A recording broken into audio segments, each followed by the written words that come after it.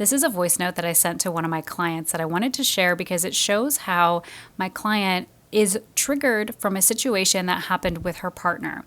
And I'm helping her regulate her nervous system by understanding where the trigger is coming from, where and how this pattern keeps repeating if we don't change the meaning below the trigger, and how when we understand what that meaning is, then we build this self-awareness around it to break the pattern. Now, she had already reacted towards her partner after the trigger, which is okay. That's going to happen. Then what we need to do is we want to repair with a partner. We want to go to them and consciously tell them, hey, I'm taking responsibility and ownership over my reaction and my feelings, and this is what I understand about it. And then we want to see how our partner responds in kind. There is a little bit of some tough love in here, but this is also always about preserving your energy. It's not that we're never going to react in life, but we do want to come back to our center as soon as we can. We do want to understand where that reaction comes from so that we have awareness of it, so that we can react less and less and be less and less triggered overall in life. But triggers and things are always going to happen. They're happening for us. So this is how I coached her on soothing herself and regulating her nervous system so that she can go back to her partner and actually have a conversation about repairing. First, I want to zoom out and remember that everything is a reflection of you and your internal beliefs, because that's how your reality is created. It's projected to the outside, okay? So now I want us to see how all of these little pieces that happened outside of you are like divinely orchestrated so that you can rewire and reprogram your beliefs and your reactions from the inside out. So it's interesting because you are dating a man who triggers you a lot, triggers you with his social life, triggers you with, being surrounded by other women.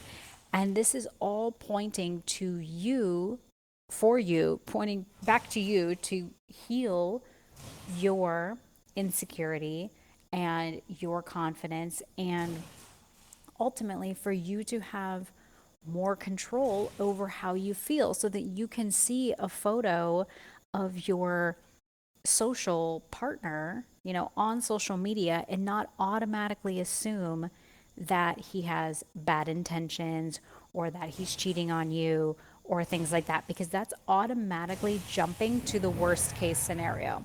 So these things keep happening and repeating because you're not changing how you're reacting.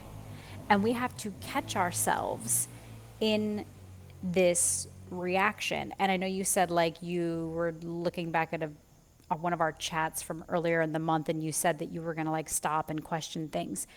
But that is this but then you said like you automatically assumed something bad about, the picture with the girl in it, and that he was withholding information from you, and all of that. And so yes, those kinds of things are going to happen. The thing is we want them to start to happen less and less and less over time. So it's not like you're going to go from always reacting to never reacting, right? There's going to be a process where it happens less and less and less and less. And that's the ultimate goal, because we're still human, and you're allowed to react to something and be upset about something.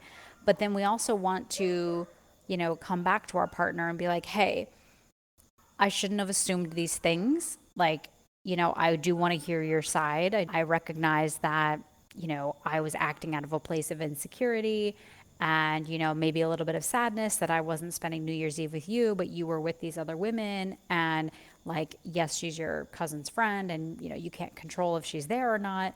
And that's what we want to happen. So we want to react less and less over time. And also we want to repair the situation when we do react. We do want to own the responsibility for, hey, This was my personal reaction because of the sort of like the wound that I have within me that automatically felt, unloved or unwanted or undesirable or left out. It's like that inner child. The inner child in you is like, why was she there? And you're that inner child is just trying to be seen and be loved and to feel safe.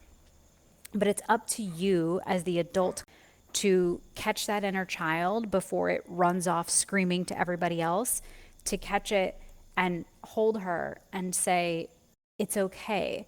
Like, the mind will drive you crazy. The mind is going to jump to conclusions because it's wired to keep you safe and to keep that inner child, safe. And right now, maybe that inner child is used to getting reassurance through chaos.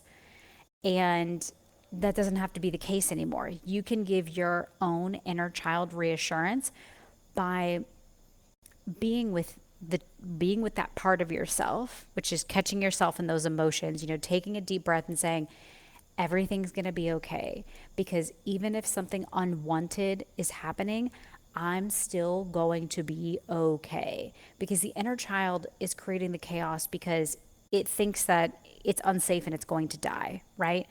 But not that I know of, no one has died of a heartbreak, right? No one's died of being cheated on, right? It's an unfortunate situation, but no one has died, right?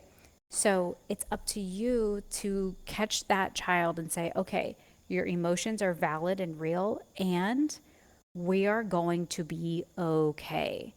And then, when you see that social media post or something, then with the next conversation that you have with your partner, not at 2 a.m., but the next day.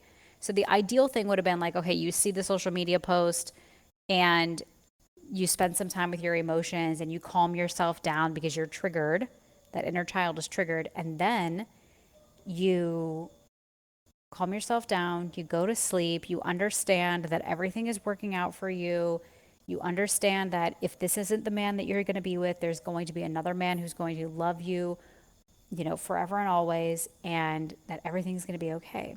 And then the next day, when you're on the phone with him, you calmly ask, hey, I saw some fun like social media pictures of everybody that was there.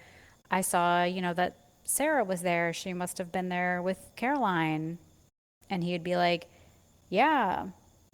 And then if you had like any slight insecurity lingering, you could be like, well, it makes me feel a little weird, but I don't want to make it a big deal. And, I trust you and da da da. And then you leave it at that. And then he might be like, oh, babe, like I promise, like I was just with the guys and da da da, or like whatever.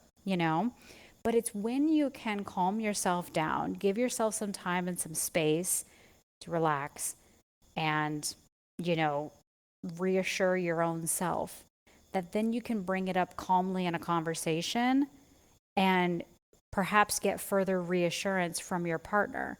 Your partner wants to reassure you that everything is okay, but he doesn't want to have to prove himself and to get you to calm down. Like that's not his job. His and also his like cuz it's almost like disrespectful for us to constantly be yelling and screaming at our partner because like very likely they didn't do anything, right? It's just your inner child that is perceiving a threat outside of you. And that threat was like, oh, I see that there's a girl there at the party and, maybe there's something going on there and da-da-da, and was your inner child was like going with that story when that wasn't true at all. So this is how we can, regulate ourselves. It's our job to regulate ourselves first and foremost. And then if you're still needing a little bit of reassurance the next day, then you calmly say, hey, I'm even embarrassed to bring this up, but like I am feeling a little insecure that, she was there, but like I know you're my man and like I trust you. And so, yeah, I just wanted to like let you know. And like that's all you have to say. And then he could be like, oh, babe, I'm glad you let me know. But like I was with the guys the whole time and it was nothing and or whatever, you know? And then it's not a big deal.